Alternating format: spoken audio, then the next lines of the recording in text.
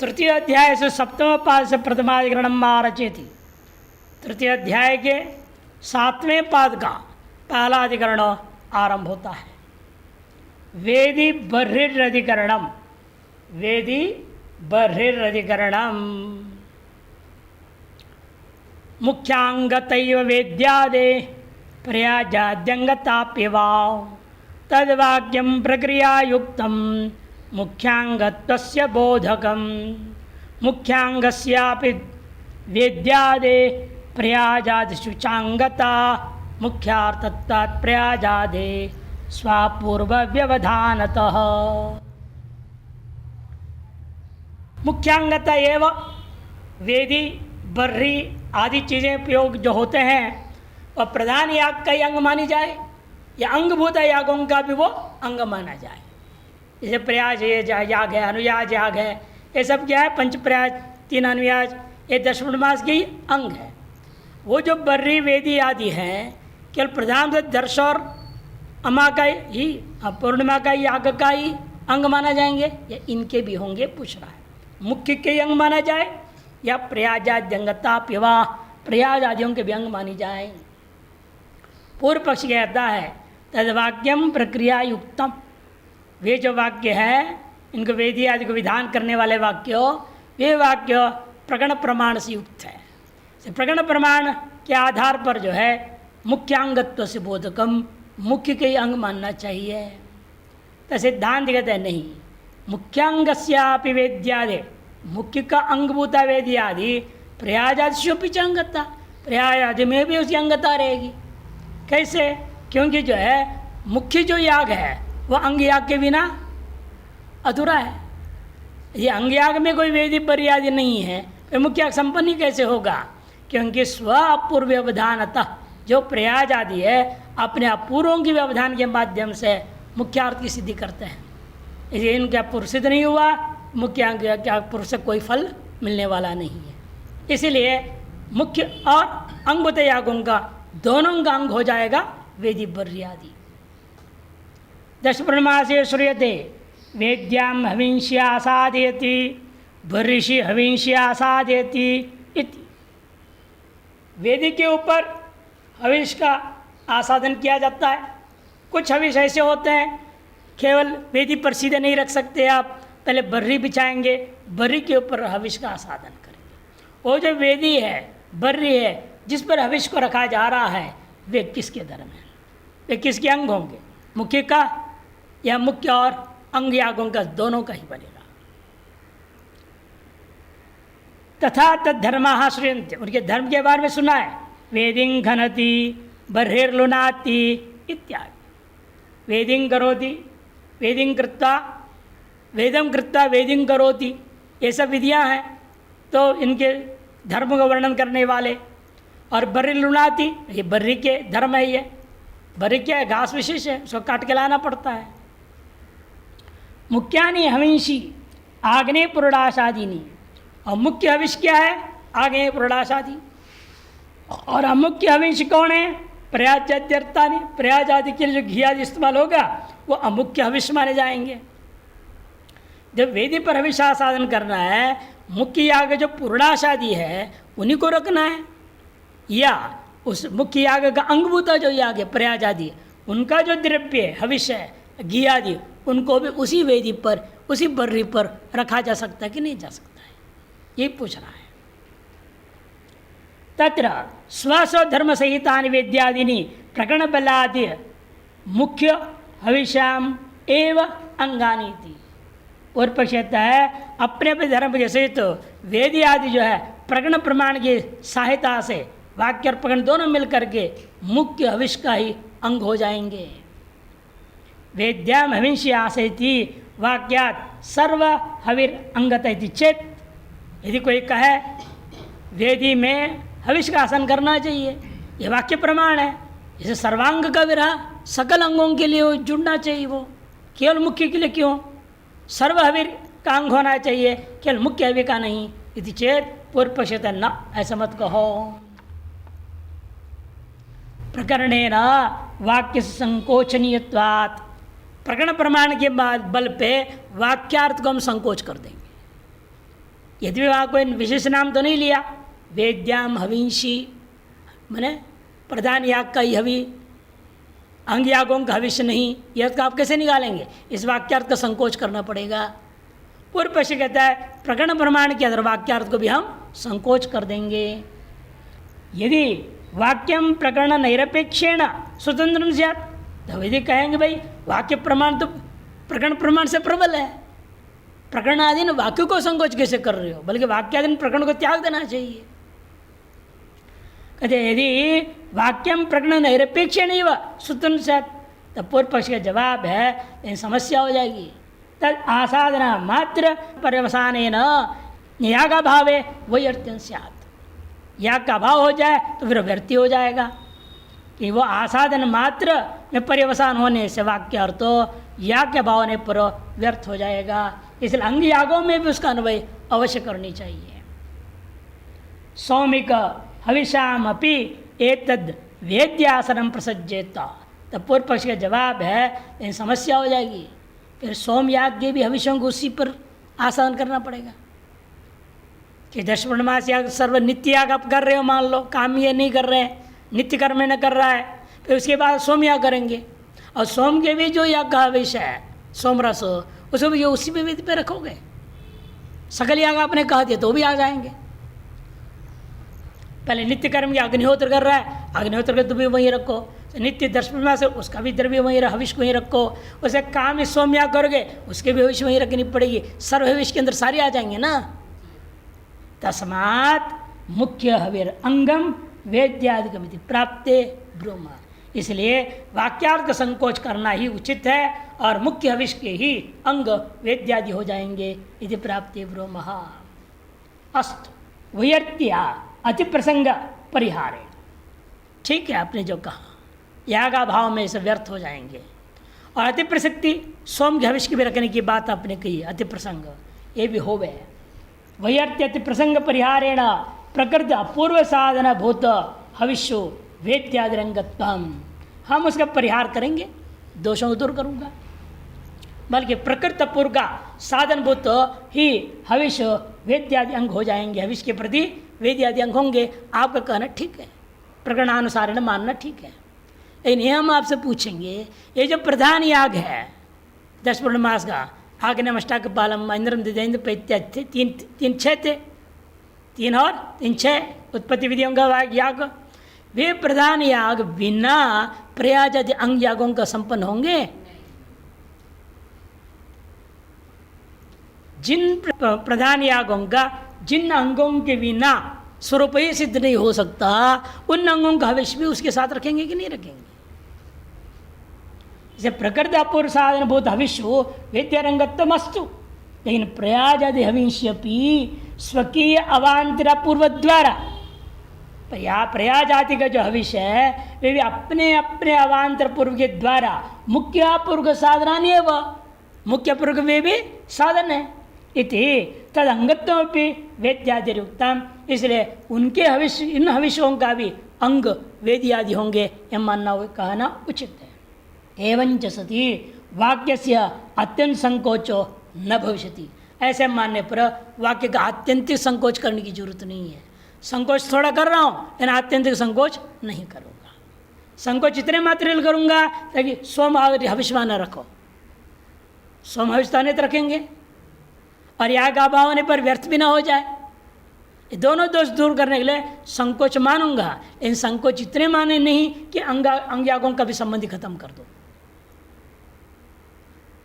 अंग प्रधान याग, उस प्रधान संबंधी जो अंग याग है वो सब का हविष का आसाधन का अंग बनेगा वेदी आदि। उससे भिन्न जो याग है उनके हविष के लिए ये आसाधन वे अंग नहीं बनेगा। इस तरह से इनका निर्णय हुआ। द्वितीयाधिकरणम आरचयति याजमानानाम प्रधानार्थत्वाधिकरणम। अब यह प्रश्न उठा, आपने कहा कि जो वेदी था, बर्री था और प्रधान याग अंग याग सभी का अंग बनेगा, ये निर्णय हुआ। इसी यजमान के भी कोई जो संस्कार है वह भी प्रधान और अंग दोनों के लिए है या केवल प्रधान के लिए? यह प्रश्न उठ रहा है। क्योंकि वहाँ होता है यजमान के लिए नियम है दाढ़ी मूछ कर दो, काट दो, मूछ निकालना नहीं, मुझको ट्रिम करना है और दाढ़ी को निकाल देना है, विधान है। और जब तक अनुष्ठान हो रहा है तब तक नहीं कर सकता, फिर न नाखून काटेगा, न दाढ़ी मूछ बनाएगा, न बाल मुंडन करेगा। बाल को मुंडन करेंगे कि चोटी रखेगा, वैदिक परंपरा में यह है। इस तरह से अनुष्ठान में नवरात्र है, जैसे नवरात्र यजमान को करना चाहिए, कहाँ करते हैं आजकल लड़के, दाढ़ी मूछ तो नहीं निकालते हैं, इन बार तो मूछ भी निकाल देते हैं, सब हिजड़े जैसे लगते हैं। अरे मर्द हो, तुम्हारे लिए भूषण है, हो रखो उसको। पहले ऐसे इसमें शान था लोगों के लिए, हाँ, गर्व करते थे। कुश्ती में हार गया, हारने के बाद क्या बोल रहा है, हार भले गया मैं, लेकिन मैं अपने मूछ को मिट्टी लगने नहीं दिया। इतने गर्व होते थे मूछ के प्रति, अब उसी को निकाल दे तो क्या गर्व करेंगे। तो शास्त्रीय संस्कार है, यज्ञ के लिए आरंभ होने से पहले यजमान को ये सब करना पड़ता है, और व्रत भी है, पयोव्रत आदि करने पड़ेंगे। वो केवल प्रधान या मात्र सीमित किया जाए या प्रधान दोनों के लिए किया जाए। पूर्वादि के अनुसार पूर्व पक्ष कहेगा प्रधान अंग सब के लिए बराबर है, सिद्धांत नहीं, केवल प्रधान से। वपनाद्युपकार किंग द्वयोर्मुख्यांगयोरवता मुख्य एव द्वयोरस्तु कृष्ण कर्तृत्वगतत्वतः युक्त शास्त्रीय संस्कार मुख्यस्य फलभोजिनः विनापि संस्कृति दृष्टम कर्तृत्वं तत्र नास्ति सह। श्लोक दोबारा हो गया, 2 बार छाप दिया है गलती से, हाँ, वो काट देना है। वपनादि उपकार किम, वपन आदि करता है, केश श्मश्रु आदि वपन पयोव्रत आदि जो धारण करेगा यजमान, वह व्रत आदि किम द्वयो मुख्यांगयोर, मुख्य और अंग दोनों का ये संबंध माना जाए, उत मुख्य एव, मुख्य मात्र माना जाए। पूर्वाधिकरण विरुद्ध शंका और समाधान होगा। पूर्व पक्ष द्वयोरस्तु, मुख्य अंग दोनों के लिए होना चाहिए। क्यों? संपूर्ण कर्म का कर्तृत्व उसके अंदर है ना। यजमान क्या है? केवल प्रधान का ही कर्तृत्व थोड़ी है, प्रधान याग का, अंग यागों का भी वही करता है। इसलिए कृष्ण कर्तृत्व कर्तृगतत्वता, संपूर्ण जो कर्मकांड के कर्तव्यागत ये संस्कार होने के नाते मुख्य और अंग दोनों में अन्वय होना चाहिए। पूर्व पक्षी कहता है युक्त शास्त्रीय संस्कारो मुख्यस्य फलभोजिनः, फलभोगी यजमान है, उसका मुख्य का याग संपन्न होने पर ही फल मिलता है ना। अंग याग करके छोड़ दो तो फल मिलेगा क्या? मुख्य याग करने पर ही फल मिलता है। जो मुख्य याग में ही फल विधि है, जैसे ब्रह्मासाभ्याम स्वर्ग काम है चेत, प्रयाजरित में कोई फल विधि है ही नहीं, अनुयाजरित में कोई फल विधि है ही नहीं। इसलिए अंग यागों में फल संबंध नहीं है। इसलिए फल भागित्व के आधार पर मुख्य कर्म में विहित होने के नाते मुख्य कर्म का ही याग काल में उसके लिए सब संस्कार अति आवश्यक है। युक्त शास्त्रीय संस्कारो मुख्यस्य, क्यों? फल भोजिन हो विनापि संस्कृति दृष्टम कर्तृत्व तत्र नास्ति सह। इसे अन्य कर्मों में संस्कार के बिना भी किया जाता है, देखा गया लोक व्यवहार में भी, दृष्टम कर्तृत्वम अतः तत्र नास्ति सह। इसलिए उन अंग कार्यों के लिए वपनादि आवश्यक नहीं।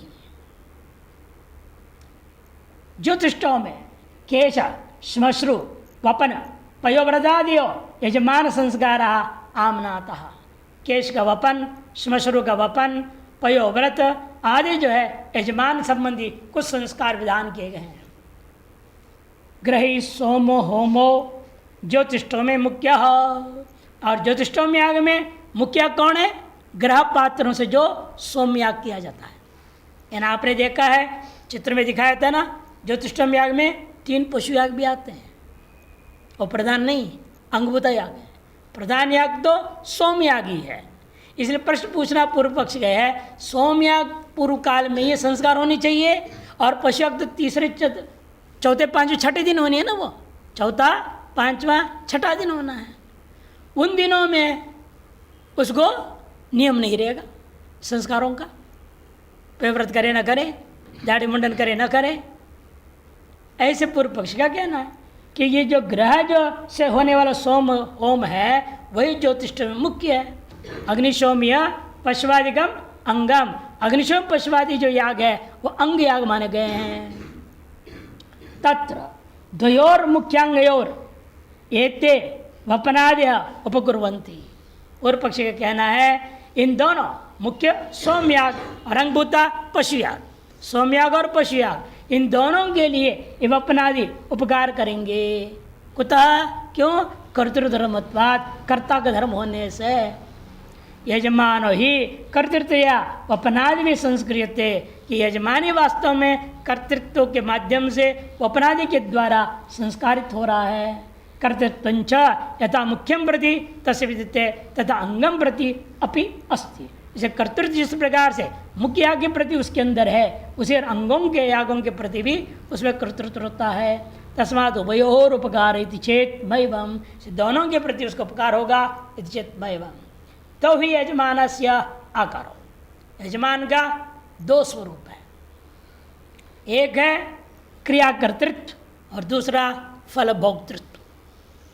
ये संस्कार किसके लिए है? फल भोक्तृत्व के लिए है या क्रिया कर्तृत्व के लिए? क्योंकि क्रिया जो है जब याग हम नहीं कर रहे तभी तो आप क्रिया कर्ता बनेंगे कि नहीं बनेंगे? घूमना फिरना खाना पीना अन्य कर्म कर खेती वेती कुछ भी कर रहे हो वो सब क्रिया कर्तृत्व आपके अंदर रहेगा। क्रिया कर्तृत्व तो एक सामान्य हमारा स्वरूप है और फल भोक्तृत्व मेरा विशेष स्वरूप है। क्योंकि निष्काम भाव से पूर्वक भी आप क्रिया कर सकते हो, उसकी भी कर्तृत्व आपके रहेगा। तो निष्काम भाव से होने क्रिया कर्तृत्व अवश्यम भावितया फल भोक्तृत्व से भिन्न ही, नहीं तो फर्क क्या पड़ेगा? निष्काम भाव से करोगे फल कामना से करोगे, दोनों में अंतर क्या है? यही है कि निष्काम भाव से जो करने वाले में केवल कर्तृत्व रहेगा और सकाम से करने वाले में फल भोक्तृत्व रहेगा। ये दो स्वरूप है हर एक व्यक्ति का। तयोर अदृष्टा फल भोग, उन दोनों में से एक जो दृष्ट है और दूसरा अदृष्ट है। कौन सा दृष्ट है कौन सा अदृष्ट है? कहते जो फल भोग है वह अदृष्ट है। क्या आप अभी कर्म कर रहे हैं, स्वर्ग के लिए कर रहे हैं, स्वर्ग फल भोग करोगे यहीं? अरे मरने के बाद में मिलना है वो। कई फल ऐसे अदृष्ट फल वाले होते हैं। अतः फल भोक्तृत्व हमेशा अदृष्ट ही है। लेकिन कर्म कर्तृत्व तो सामने देख रहे, हम कार्य कर रहे हैं, क्रिया कर रहे हैं, क्रिया कर्तृत्व तो दृष्ट है। वही क्रिया निष्पत्तिश्च दृष्टा, और क्रिया निष्पत्ति का कर्तृत्व दृष्ट ही है। तथा सति वपनादिकृत उपकारस्य अदृष्टत्वाद भोक्तृशेषा वपनादेह। इसलिए वपनादिकृत जो उपकार है वह तो क्या है? संस्कार होने के नाते अदृष्ट है। अदृष्ट किस में जाएगा? फल भोक्ता में जाएगा। इसलिए अदृष्टत्वाद भोक्तृशेषा वपनादेह। फल भोग साधने मुख्य ये परिवसंती, फल भोग का साधन होता मुख्य याग में उनका परिवेशित होता है, अंगों में प्रवेश नहीं है। वपनादि संस्कार रहित ही रपी, क्योंकि वपनादि संस्कार से रहित ऋत्विक विरपी कृषि वलादि भिश्च क्रिया निष्पाद्यमाना दृश्यते। कृषि वलादि जो क्रियाएं हैं माने खेती आदि क्रियाएं करता हुआ देखने को मिलता है। ततस्तत्र कर्तृत्वाकार है, वहाँ कर्तृत्वाकार का रहने पर भी संस्कार के मोह कोई लेना देना नहीं। वपनाधिकृत उपकारो नास्ति, वपनाधिकृत वहाँ कोई उपकार नहीं है। तस्मात् अदृष्ट फल भोजिनो अस्य यजमानस्य योयम अदृष्ट रूपा शास्त्रीय संस्कार स्वयं मुख्य कर्मणि युक्त नांगेशु। इसलिए अदृष्ट फल के भोगने वाला ये जो यजमान है, इसके यह अदृष्ट रूप जो शास्त्रीय संस्कार है वह मुख्य कर्मों में ही प्रयुक्त होगा, अंग कर्मों में नहीं। नात्र पूर्वद वाक्यम अस्ति, और पूर्व को ऐसे वाक्य भी नहीं विधान करने वाला। ये न परंपरा फल साधन संगेशु वपनादि उपपनीय उपकार संकेत, और पूर्वत्या कोई विधि वाक्य भी नहीं ना कि अंगों के सहित हम प्रधान को लेवे। पूर्वत नात्र वाक्यमस्ति ये न परंपरा हम फल के साधनभूत अंग कर्मों में भी इन वपनादियों का उपकार की आशंका कर सकें। प्रकरण तो मुख्य सेव, और प्रकरण क्या है?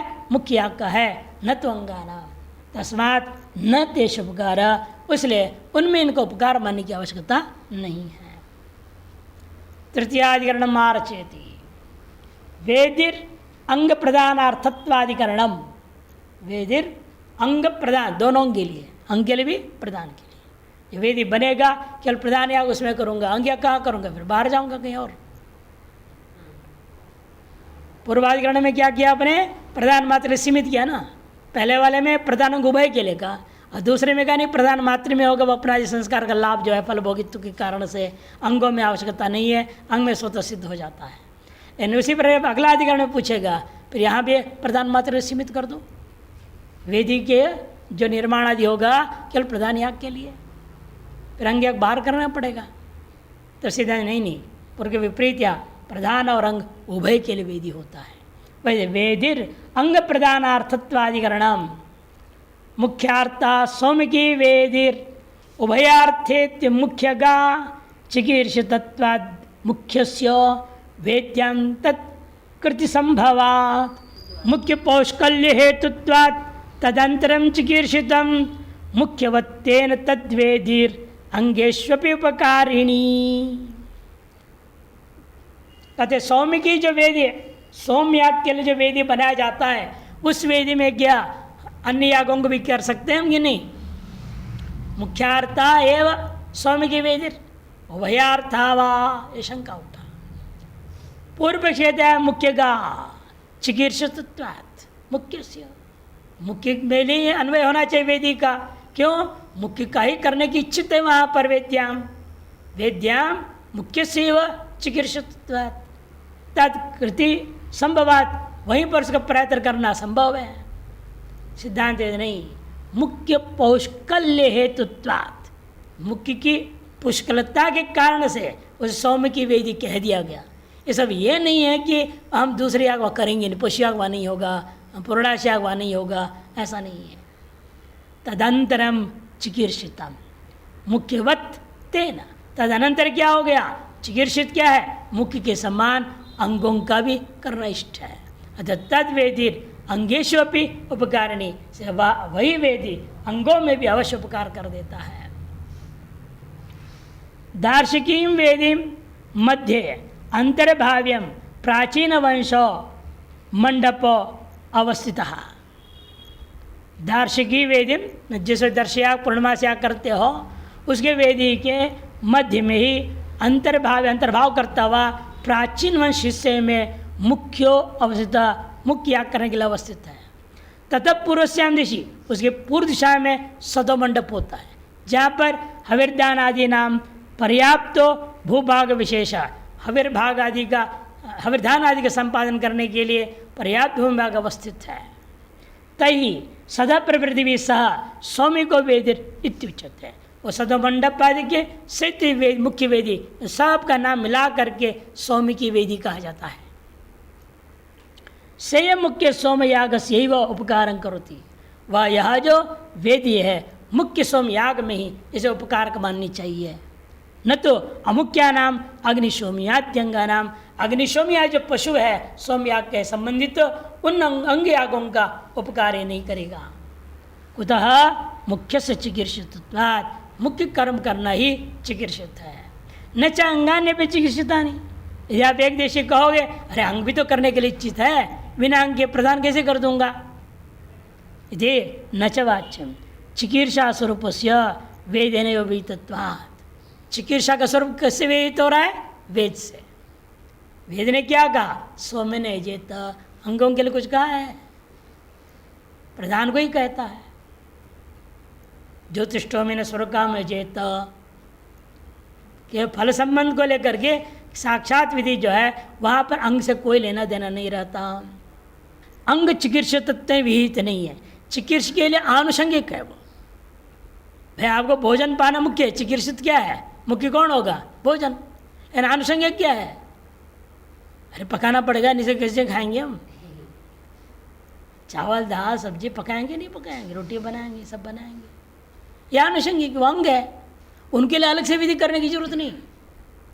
जब आपको कोई बोलता है करके मैं आज भोजन नहीं करूँगा, इसको बोलना पड़ेगा मैं रोटी नहीं खाऊंगा, दाल भी नहीं खाऊंगा, सब्जी भी नहीं खाऊंगा, ये नहीं खाऊंगा, वो नहीं खाऊंगा, अचार नहीं खाऊंगा, सब बोलेगा क्या? अरे भोजन नहीं खाऊंगा, खत्म बात, सारे अंग निषेध हो गए अपने ही उसी से भोजन खाऊंगा बोल गया तो जो बनोगे सब खाऊंगा। अंगों की अलग से कहने की जरूरत नहीं पड़ती। विधि चिकित्सित हमेशा मुख्य मात्र में लागू होता है, अंगों में लागू नहीं होता। ये पूर्व पक्षी का कहना है। सब पूर्व पक्षी का जवाब है एक देशी के शंका के ऊपर।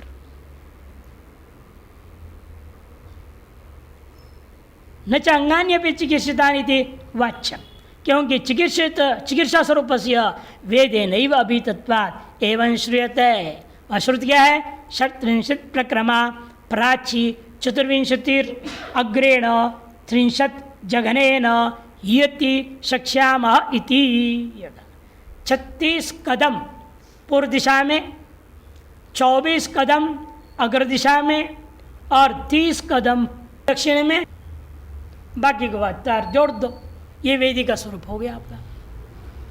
टेढ़ा मेढ़ा चौकोर नहीं है, क्योंकि एक तरफ ले लिया 36, एक तरफ 24 और एक तरफ 30, और 30 का कोना 24 कोने को जोड़ दो, जितना भी होगा वो उतना, ये वेदी का स्वरूप बन गया।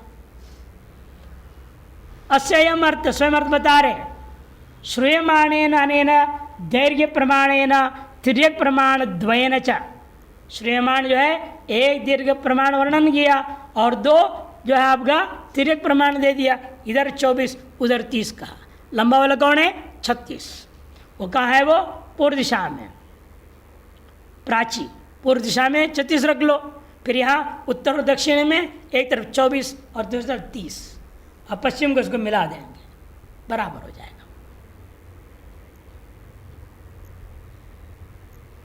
तिर्यक प्रमाण द्वयन च प्रमिते भूभागे फल हेतुम सोमयागम कर्तुम शक्ष्यामहे।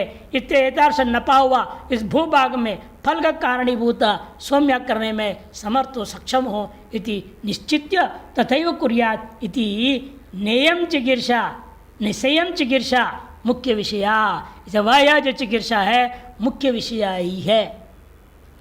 यदि शक्ष्यामहे इति परिमाणस्य शक्तिश्च उपन्यासात्, परिमाण का और सामर्थ्य दोनों का इतने परिमाण के माध्यम से नियत कर दिया गया है।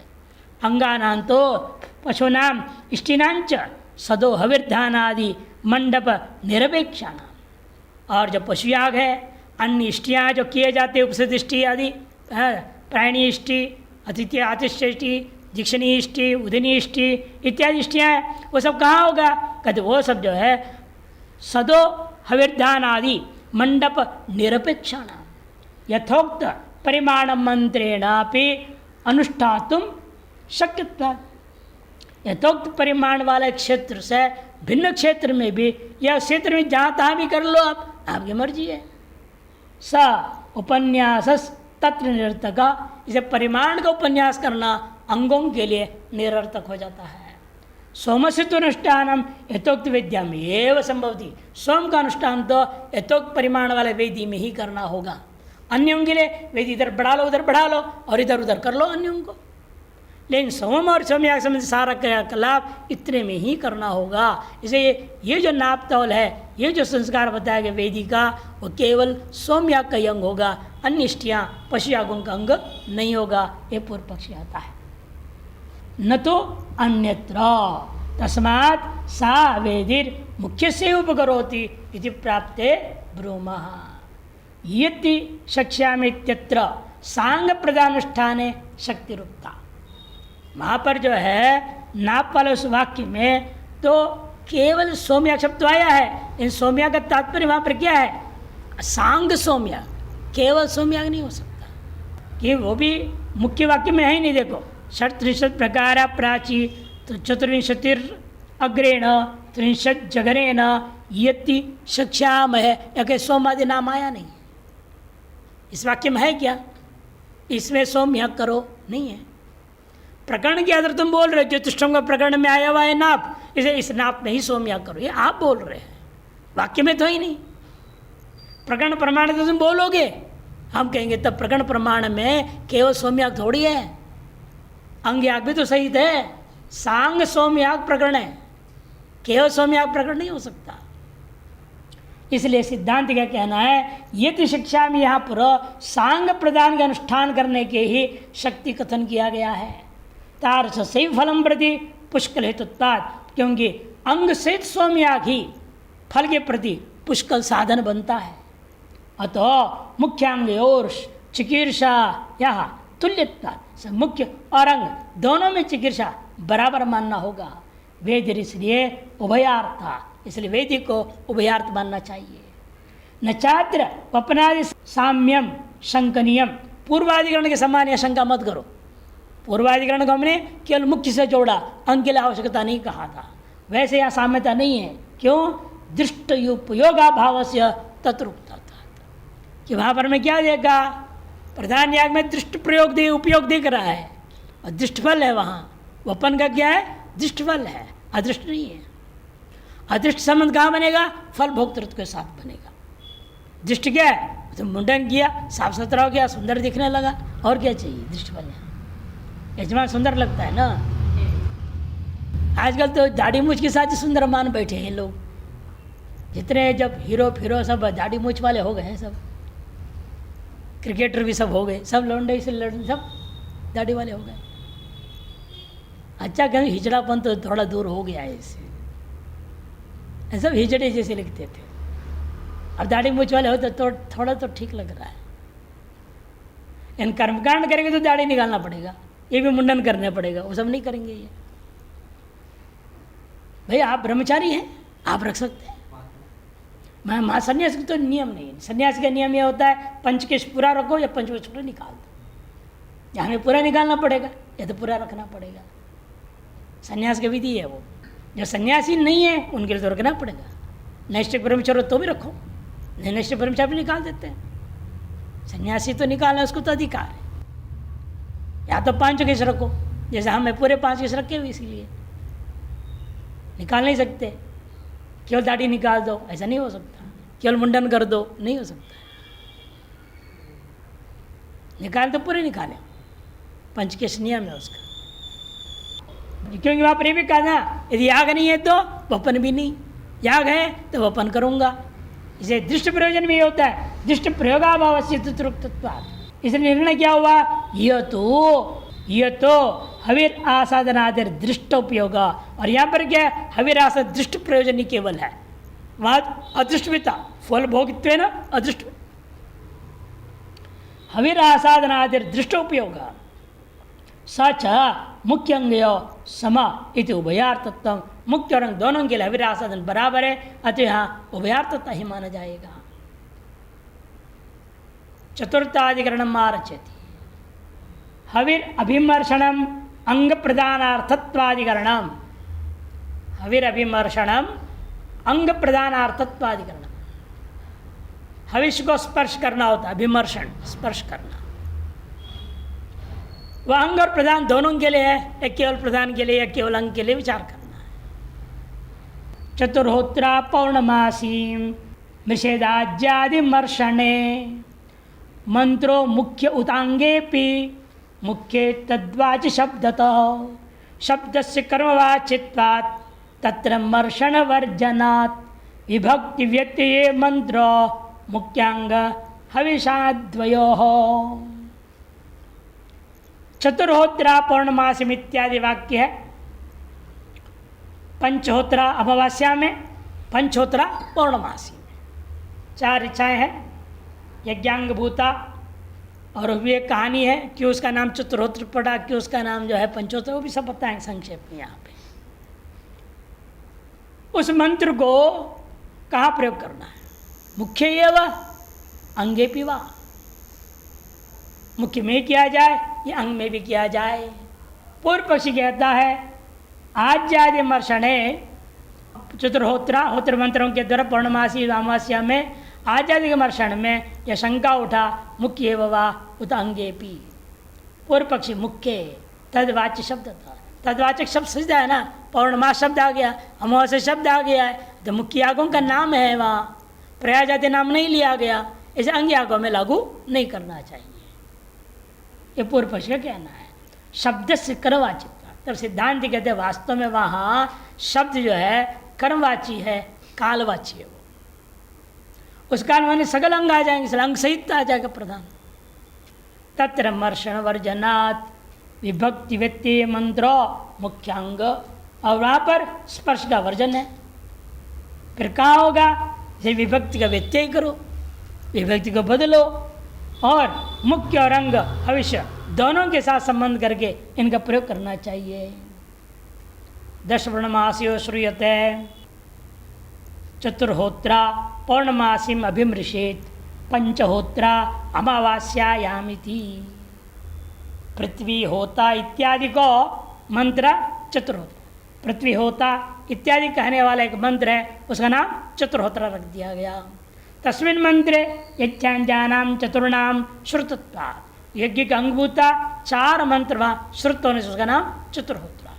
अथवा तस्य मंत्रस्य अभिमानित्वेन आत्मभूत कश्चित् पुरुषः, उस मंत्र का अभिमानी रूपेण कोई आत्मभूत पुरुष है, वो क्या किया, प्रजापति ना चतुर्वारम आमंत्रित, प्रजापति के द्वारा उसको 4 बार आमंत्रित कर दिया। इस उस मंत्र का नाम 4 बार आहूत, चतुर्हूत नाम है, और चतुर्हूत को चतुर्होत्र बोल दिया। क्योंकि नाम हमेशा किसी श्रेष्ठ का, ज्येष्ठ का, पूज्य का साक्षात नहीं लिया जाता है। जैसे इसका नाम क्या था, इंद्र का असली नाम क्या है, इदंद्र। इदंद्रम संतम इंद्रमित्याचक्षते, परोक्ष प्रिया ही देव प्रत्यक्ष द्विषा कहा गया। वही नियम यहाँ पर भी है। से चतुर्हूत नाम था, उसे चतुर्होत्र का बताएंगे, सब वर्णन करेंगे। देखो, तो आमंत्रित प्रत्युत्तर उवाच, आमंत्रित करके पूछा तो प्रत्युत्तर कहा, इति स पुरुष चतुर्हूता, उस पुरुष को ही चतुर्हूत नाम रख दिया। तदीय नामना मंत्रोपि, और उस पुरुष के नाम से उस जो है मंत्र का भी नाम हो गया चतुर्हूत इत्युच्यते है। पूज्या नाम प्रत्यक्ष नाम ग्रहणम अयुक्तम, यदि अभिप्रायण, जो पूज्य होते हैं उनका प्रत्यक्ष नाम ग्रहण नहीं किया जाता है। इस अभिप्राय से हूत शब्द स्थान है होत्री शब्द पठ्यते है, हूत शब्द के स्थान में होत्री का प्रयोग हो गया। अयम अर्थ सर्वोपि तैत्तिरीय ब्राह्मणे श्रूयते है। अब तक जो आपको संक्षेप में बताया गया पदार्थ है, और सारे पदार्थों को कहानी के रूप में स्पष्ट ही तैत्तिरीय ब्राह्मण में कहा गया। आत्मनित्यामंत्र्यत तस्मै चतुर्हूतः प्रत्यशृणोत् स चतुर्हूतो अभवत् चतुर्हूतो हवै नामैषः तम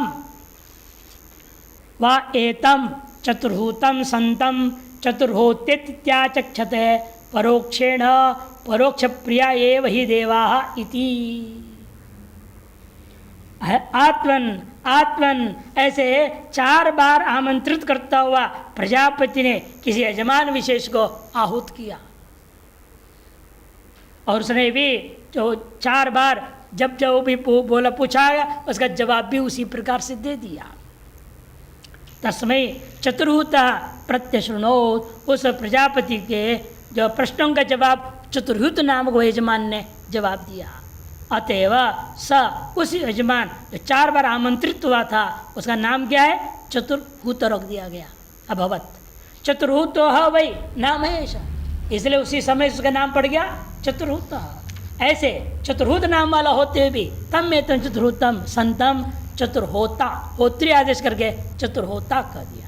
उसके तृतीय में क्या होगा, चतुर्होत्रा, तृतीय में चतुर्होत्रा बनेगा।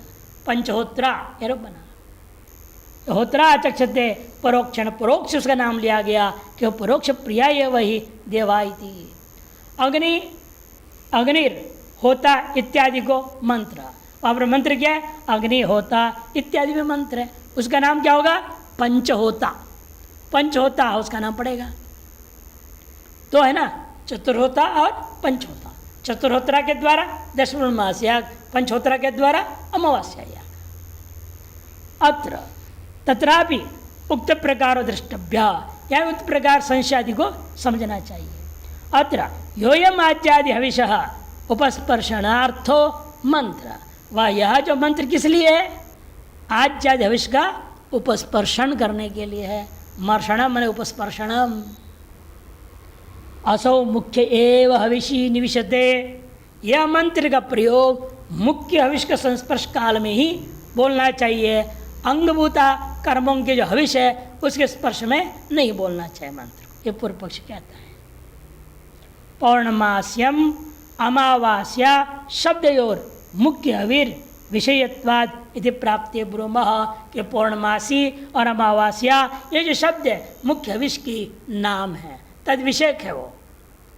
इति प्राप्ति ब्रूमः सिद्धांत नहीं पौर्णमास्यम अमावास्या शब्द कर्मवाचिनो, पौर्णमासी और अमावास्या शब्द कर्मवाची है। जब कर्मवाची है तो अंग सहित होगा ना, अंग रहित थोड़ी कर्मवाचक बनेगा।